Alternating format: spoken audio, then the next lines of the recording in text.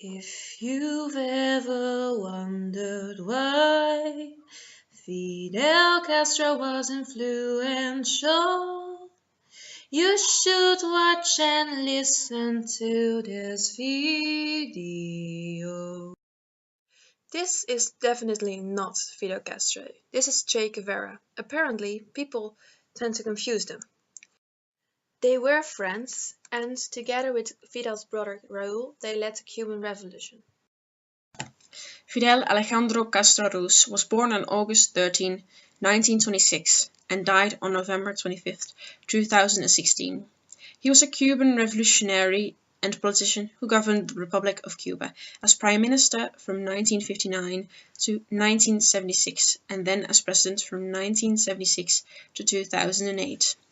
Politically a Marxist-Leninist and Cuban nationalist, he also served as the first Secretary of the Communist Party of Cuba from 1961 until 2011. Under his administration, Cuba became a one-party socialist state. Industry and business were nationalized, and state socialist reforms were implemented throughout society. Fidel Castro's most important achievement was winning the Cuban Revolution, which was a civil war that took place in Cuba between December 2nd, 1956 and January 2nd, 1959. In this armed struggle, the guerrilla forces led by Fidel Castro fought against the government army under Fulgencio Batista, a dictator who had got into power through a military coup in 1952.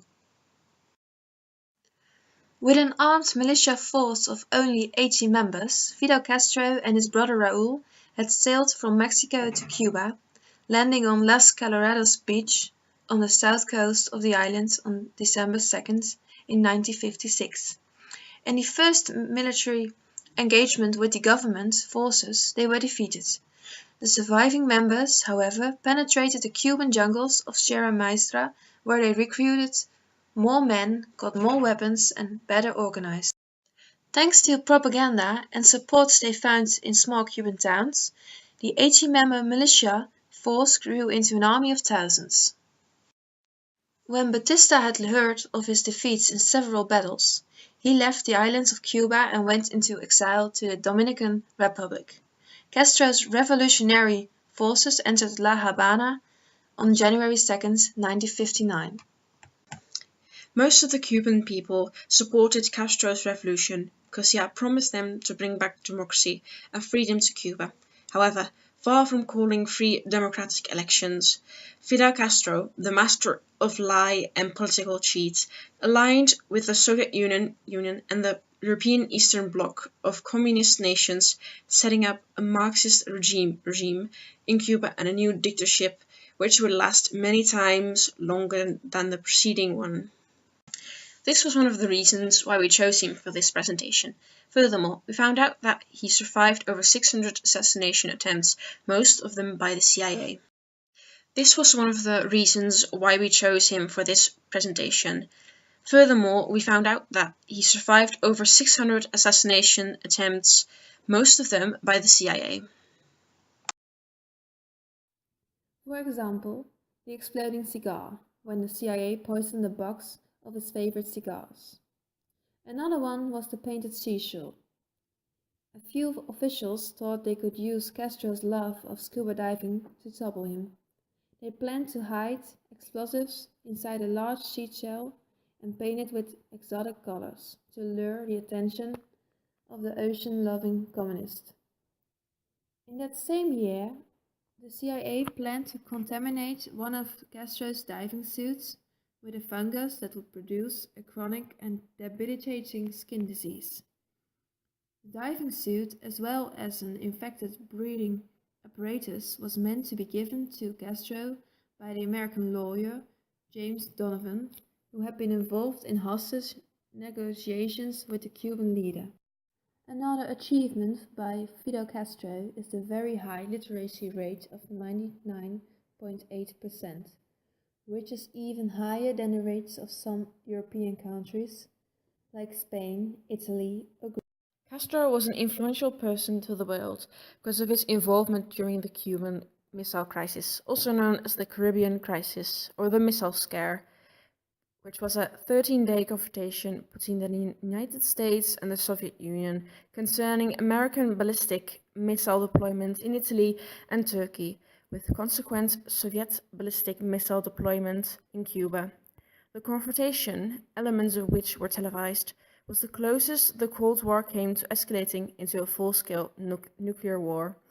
Castro was involved in the Cuban crisis by allowing the Soviets to install missiles on the island. This is part of his positive legacy, but most people say that Fidel has left a shadow over Cuba. He destroyed families, individuals, and the structure of society. In summation, the Castros have left a legacy of tyranny that is unchanged despite the cosmetic reforms and diplomatic deals of recent years. The economy is also very bad in Cuba. The people aren't rich, and about 76% of the people have a job. And if you do have a job, your salary is very low. The average is $30 per month. Fidel Castro also was friends with Nelson Mandela. Mandela even called Castro a source of inspiration to all freedom-loving peoples. Castro's regime did achieve more for Afro-Cubans in 50 years than previous administrations had in the last 400 years. Cuba's involvement in Africa started with its support of Algerian liberation struggle against France, then moved to the Congo, now the Democratic Republic of Congo, DRC. In 1964, Castro sent his personal emissary, Che Guevara, on a 3-month visit to a number of African countries.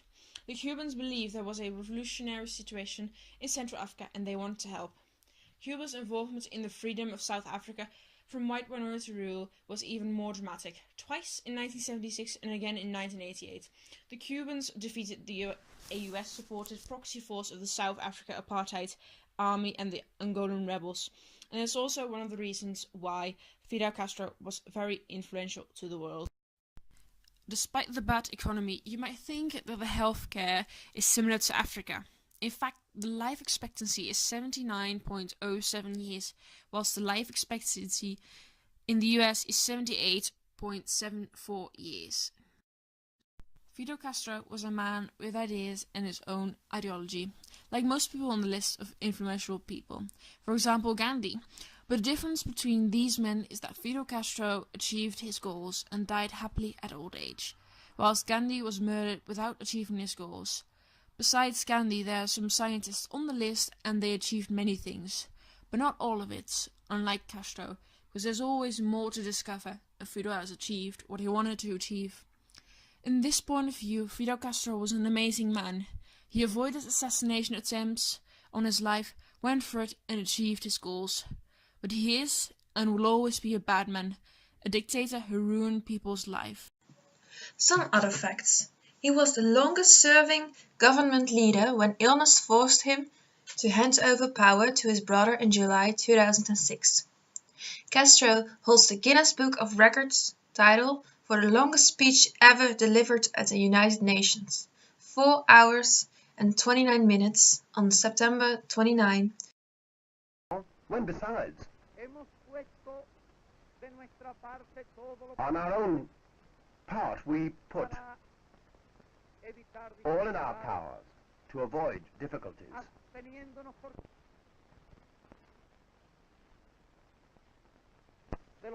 We cannot defend ourselves against attacks in this country. More than 3 hours later, our day to tell the truth has dawned, and therefore we will speak the truth.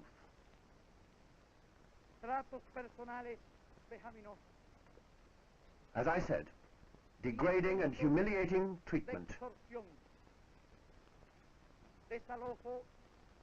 eviction from a hotel in which we were living,